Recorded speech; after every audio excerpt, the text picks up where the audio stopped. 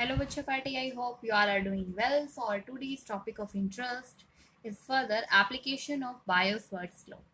ठीक है, तो बायोस्वर्ट्स लॉ बेसिकली क्या था, जिसने वैल्यू ऑफ मैग्नेटिक फील्ड को कैलकुलेट करना बताया, एक मैथमेटिकल फॉर्मुलेशन दिया करंट एंड मैग्नेटिक फील्ड के बीच में. ठीक है, तो उसके एप्लीकेशन में जो हम कैलकुलेट करने वाले हैं वो कैलकुलेट करने वाले हैं magnetic field at the centre of circular coil carrying current. कि अगर एक सर्कुलर कॉइल के अंदर करंट है तो उसके सेंटर पे मैग्नेटिक फील्ड की वैल्यू क्या होगी. ठीक है, इससे प्रीवियस वीडियो में हमने एक स्टेट वायर के केस में किसी अल्टरनेटिंग पॉइंट पी पे मैग्नेटिक फील्ड कैलकुलेट किया था, बट नाउ उसी वायर को हमने क्या कर दिया, एक सर्कुलर कॉइल की शेप दे दी है. Let's see. हाँ जी बच्चों party, let's see. So basically आपको सबसे पहले क्या करना है, let's consider a coil carrying current I. तो हम एक कॉइल कंसीडर करेंगे जिसमें कि आई करंट फ्लो कर रहा है एंड पॉइंट ओ पे हमें मैग्नेटिक फील्ड की वैल्यू को कैलकुलेट करना है and consider a small element of length D L. तो अभी हम एक कॉइल लेते हैं जिसमें करंट फ्लो कर रहा है आई एंड इस कॉइल की कंप्लीट लेंथ एल है और उसमें से छोटा सा एलिमेंट लेना है हमें D L and point O पे हमें कैलकुलेट करना है magnetic field. So let's make ring. हाँ जी बच्चों पार्टी, लेट्स सी. हमने एक सर्कुलर कॉइल कंसीडर की है, तो कॉइल को हम क्लोज नहीं कर रहे, उसके एंड पॉइंट्स आपको दिखा रहे हैं कि ऐसे हम दो क्या कर देंगे, उसके एंड पॉइंट्स शो कर देंगे. और ये बोल रहे हैं इसका एक सेंट्रल पॉइंट है, this central point is your O point, जहाँ पे आपको क्या कैलकुलेट करना है, मैग्नेटिक फील्ड की वैल्यू को. तो अब हम यहाँ एज्यूम करते हैं कि इस कॉइल के अंदर जो करंट फ्लो कर रहा है, जो हमने अभी सपोज किया था, वो आपका आई करंट फ्लो कर रहा है. और कैसे फ्लो कर रहा है, ऐसे क्लॉकवाइज. तो हम शो कर देते हैं this will be I and coming out will be I. हाँ जी, अब हम क्या करेंगे, इस पूरे कॉइल का एक छोटा सा लेंथ एलिमेंट ले लेते हैं. मान लीजिए यहाँ पे कोई लेंथ एलिमेंट है विच इज योर DL. ठीक है, तो अब हम यहाँ से इसको देखिए, पहले सबसे पहले हम कंसीडर कर लेते हैं कि ये एक लेंथ एलिमेंट है which is your DL length element और इसमें से कौन सा क्या फ्लो कर रहा है, करंट I. तो ये आपका बन गया करंट एलिमेंट IDL. हाँ जी, तो मैग्नेटिक फील्ड हम इस करंट एलिमेंट का ही इस पॉइंट ओ पे निकाल रहे हैं, क्योंकि हम एक का निकालेंगे और उसके बाद कंप्लीट के लिए हम क्या कर देंगे, इंटीग्रेट कर देंगे. तो इस पॉइंट पे हम निकालना चाह रहे हैं, जो कि हमने सेंट्रल पॉइंट ओ कंसीडर किया है. अब अकॉर्डिंग टू बायस-सावर्ट्स लॉ, देखो बायस-सावर्ट्स लॉ ने क्या किया था, magnetic field at point O due to small present element. ठीक है, कोई भी आप करंट एलिमेंट ले रहे हैं, वो किससे दिया जाता है, इक्वेशन होती है की I D L sine theta upon में आर स्क्वायर. सो बेसिकली हम यही यहाँ पे ना राइट डाउन कर देते हैं जो हमारे को बायस-सावर्ट्स लॉ की एस्टेब्लिशमेंट मिली थी. Let's see. एक चीज और, आपने ये जो यहाँ पे लिया है, इसके बीच का डिस्टेंस, किसके बीच का, करंट एलिमेंट का एंड दिस पॉइंट का, ये क्या है, आर. ये आपका डिस्टेंस है, position vector which is represented by the are.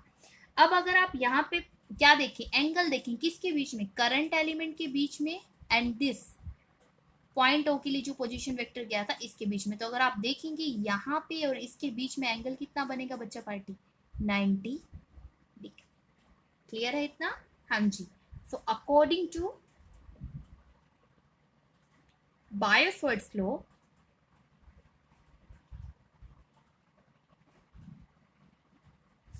DV magnetic field की वैल्यू एट पॉइंट कहाँ पे कैलकुलेट करनी है हमें, इस ओ पे, ड्यू टू किसकी वजह से, इस स्मॉल करंट एलिमेंट की वजह से, due to small current element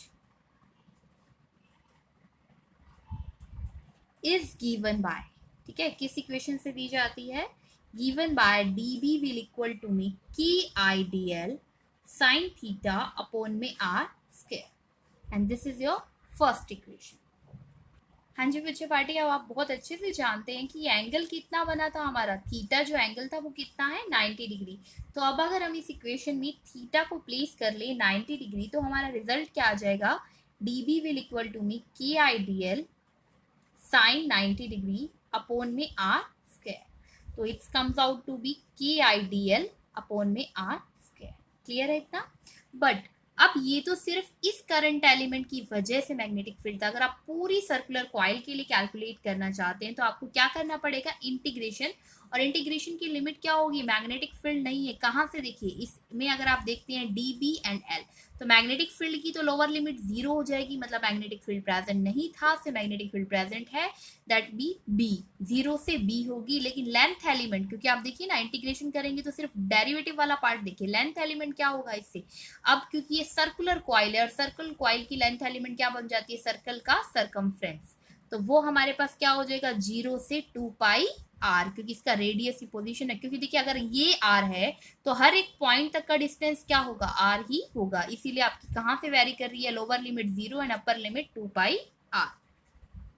हाँ जी बच्चों, पार्टी तो जो भी आपको बताया वही हमने यहाँ पे मेंशन कर लिया है, that's thus magnetic field at O due to circular coil is given by, जो इक्वेशन हमारे पास ऑब्टेन की थी, हम इसका क्या करने वाले हैं, इंटीग्रेशन करने वाले हैं। देखिए इंटीग्रेशन अगर आप करते हैं, लोअर लिमिट 0, अपर लिमिट क्या है बी, तो बेसिकली देखिए डी बी का इंटीग्रेशन क्या हो जाएगा B, and the lower limit will be 0, upper limit will be B.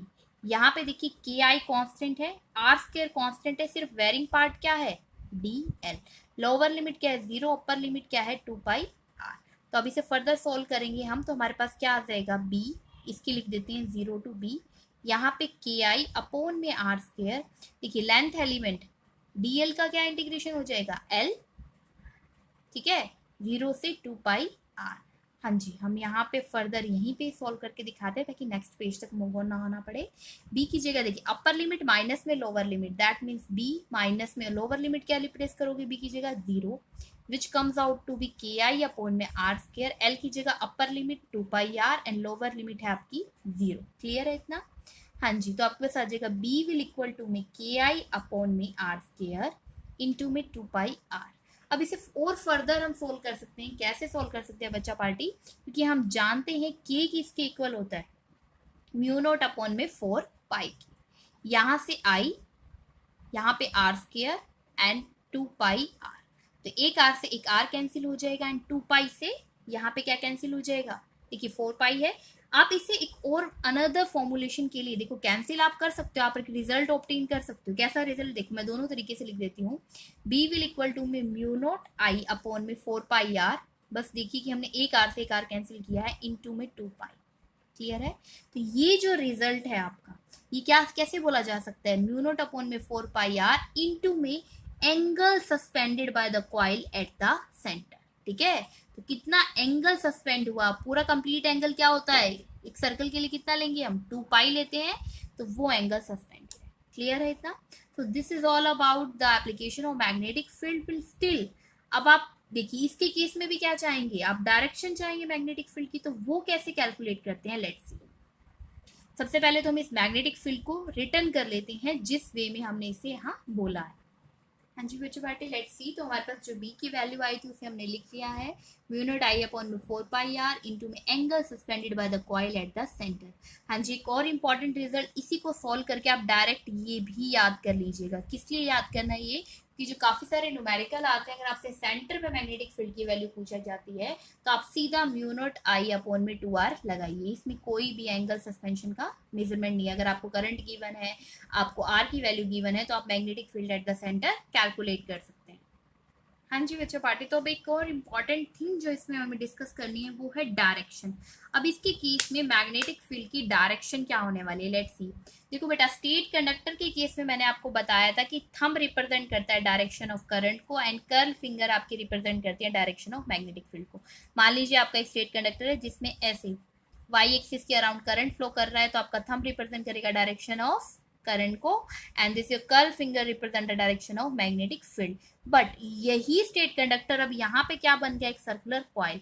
अगर कॉइल बन गया है तो ध्यान रखिएगा, अब आपकी कॉइल में क्या फ्लो कर रहा है, करंट, एंड आपका जो थंब रिप्रेजेंट करेगा, अभी हम देखते हैं, हम ये मान लीजिए एक सर्कुलर कॉइल कैसे रिंग में कन्वर्ट हो गया, मैंने यहाँ एक रिंग रख दिया ताकि आपको क्लियरली विजिबल हो। अब इस रिंग में अगर आप देख रहे हैं तो करंट कहाँ फ्लो कर रहा है, इस डायरेक्शन में फ्लो कर रहा है। ठीक है, अब इसको रिप्रेजेंट कर देती हूँ मैं। हाँ जी बच्चे देखिए, मैंने थोड़ा सा ब्लैक यहाँ पे कलर किया है ये शो करने के लिए कि इस डायरेक्शन में करंट जा रहा है। देखो, जब भी रिंग का केस आपके पास आता है तो आपको क्या करना है, जो आपकी कर्ल फिंगर्स हैं, अब देखिए इस रिंग को मैं होल्ड करने वाली हूँ, इस डायरेक्शन में करंट है इसलिए मैंने इसको इस तरीके से होल्ड किया है, जो आपकी कर्ल फिंगर है वो रिप्रेजेंट करेंगे डायरेक्शन ऑफ करंट को। देखो करंट ऐसे ही जा रहा है, इसमें क्लॉकवाइज ही जा रहा है, तो ऐसे क्लॉकवाइज ही पकड़ो। और जो थंब है, अब आप यही देखो ना, इस चीज को पहले मैं आपको ऐसे होल्ड करके दिखाती हूँ, ठीक है। अब ये जो है, अगर आपका करंट कैसे हो, करंट कैसे है, इस तरफ है, इस तरफ का मतलब क्या है, क्लॉकवाइज है, तो मैंने इसको रिंग को पकड़ा और आप यहां से देख पा रहे हैं कि थंब कहाँ है, अंदर की तरफ, मतलब मैग्नेटिक फील्ड कहाँ है, इनवर्ड। अब यही डायग्राम अगर अपोजिट होता, मतलब कि करंट आपका क्लॉकवाइज की जगह कैसे होता, एंटी क्लॉकवाइज, तो अगर एंटी क्लॉकवाइज होता तो मैं इसको कैसे पकड़ती, ऐसे। करंट कहाँ जा रहा है, इस तरफ, आप फिंगर टिप एंड ले लीजिए उस तरफ।